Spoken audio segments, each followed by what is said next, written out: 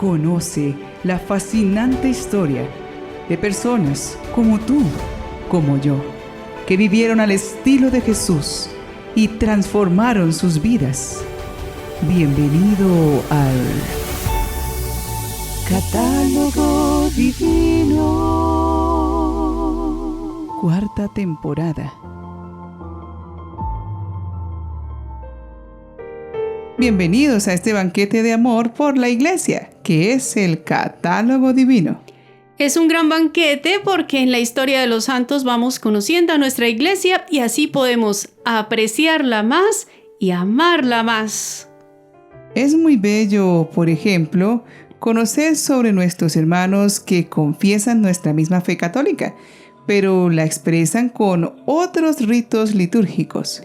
Allí es donde contemplamos a una iglesia que acoge distintas culturas y sensibilidades y se mantiene unida por una misma fe.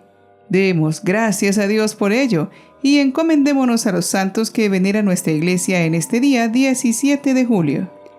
Algunos de estos bienaventurados son Santos mártires Esperado, Narsalo, Citino, Venturio, Félix, Aquilino, Letancio, Genara, Generosa, Vestina, Donata y Segunda. San Jacinto, mártir. Santas Justina y Rufina, vírgenes y mártires. Santa Marcelina, virgen. San Alejo, mendigo. San Teodosio, obispo. San Enodio, obispo. San Fredegando, monje. San Genelmo, príncipe y mártir. San León IV, papa. San Colmano, peregrino. Santos Soerardo o Andrés y Benito, ermitaños. Santa Eduvigis, reina. Beatas Teresa de San Agustín y 15 compañeras vírgenes y mártires. San Pedro Liu Sillú, mártir. Y el beato Pablo Pedro Goydig, obispo y mártir. Un obispo mártir del siglo pasado nos habla de la riqueza de la espiritualidad de su patria Eslovaquia. Es el beato Pablo Goydig. Pablo Pedro Goydig nació en Prešov, Eslovaquia, el 17 de julio del año 1888. Fue bautizado y educado bajo el rito de la Iglesia greco-católica. De hecho, su padre, Esteban Goydig, era sacerdote de este rito. Su mamá se llamaba Ana Herberjová. En el bautismo, nuestro beato recibió el nombre de Pedro. Asistió a las escuelas primarias en Sigelka, Bardejov y Prešov, completando sus estudios secundarios en Prešov, que concluyó con el examen final en 1907. Sintió el llamado a la vocación sacerdotal e inició sus estudios de teología en Prešov. Como obtuvo excelentes resultados, al cabo de un año lo enviaron a continuar sus estudios a Budapest, en Hungría. Además de ser un dedicado estudiante, Pedro llevó una profunda vida espiritual. Ya siendo seminarista, recibió como orientación para la vida estas palabras de su padre espiritual. La vida no es difícil, pero sí muy seria. Estas palabras se convirtieron para él casi en una guía que le acompañó durante toda su vida. Tras finalizar sus estudios, el 27 de agosto de 1911 fue ordenado sacerdote en Prešov. Después de su ordenación, trabajó durante un breve periodo como asistente del párroco de su padre. Al cabo de un año, Pedro fue nombrado prefecto del internado eparquial y al mismo tiempo enseñó religión en una escuela secundaria. Posteriormente fue nombrado protocolista y archivero de la curia diocesana. Además, se le confió la atención espiritual de los fieles de Sabinov como vicepárroco. En el año 1919 asumió el cargo de director de la oficina episcopal. Para sorpresa de todos, el 20 de julio de 1922, Pedro se integró a la Orden de San Basilio Magno, recibiendo su investidura en 1923 y tomando el nombre religioso de Pablo, cuando tenía 35 años. Tomó esta decisión como un signo de modestia, humildad y el deseo de vivir una vida ascética para servir mejor a Dios. Sin embargo, la voluntad de Dios era otra, y lo habían destinado a un alto cargo pastoral en el servicio de obispo. El 14 de septiembre de 1926 fue nombrado administrador apostólico de la eparquía o diócesis de Prešov. Su primer acto oficial como nuevo administrador de la eparquía de Prešov fue firmar la carta pastoral con motivo del aniversario 1100 del nacimiento de San Cirilo, apóstol de los eslavos. Así comenzó su actividad en el espíritu de los apóstoles de los eslavos, siempre fieles a Roma, como ellos eran. Era eslavo y amaba mucho su rito oriental. Su programa pastoral era el siguiente. Con la ayuda de Dios, quiero llegar a ser padre de los huérfanos, ayuda de los pobres y consolador de los afligidos. Poco después, en 1927, fue nombrado obispo con el título de Arpas. La consagración episcopal tuvo lugar en Roma el 25 de marzo de 1927. Allí oró ante la tumba del santo apóstol. Ese día, junto con el obispo Ñaradi, fueron recibidos en audiencia personal por el Santo Padre Pío XI. El Papa entregó a Pablo una cruz de oro diciéndole: Esta cruz es solo un débil símbolo de esas grandes cruces que Dios enviará sobre ti, hijo mío, en tu servicio episcopal. A partir de ese viaje, escogió este lema episcopal: Dios es amor. Amémoslo.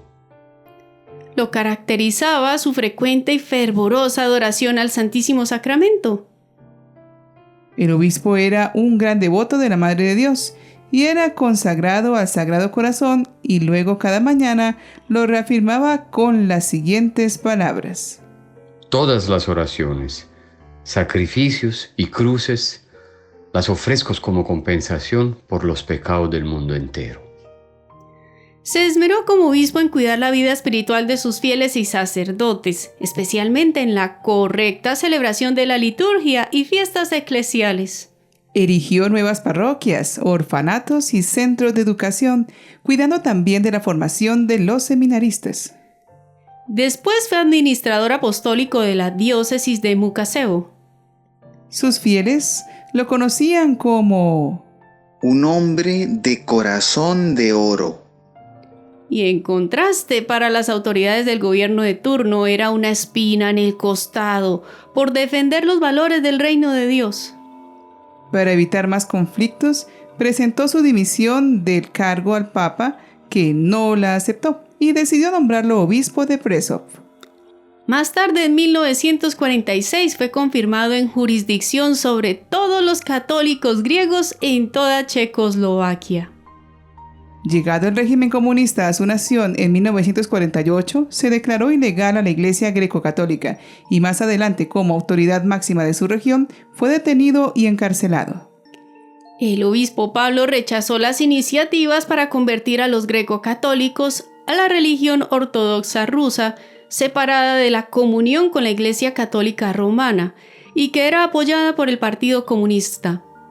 Eso aunque le podía costar la muerte. Poco a poco se fue aislando del clero y de los fieles. A pesar de haber sido sometido a grandes presiones para abjurar de la fe católica y romper la unidad con el Papa, rechazó todas las ofertas atractivas. Sufrió numerosas humillaciones y malos tratos en aquella privación de la libertad, transeúnte por varias cárceles del país.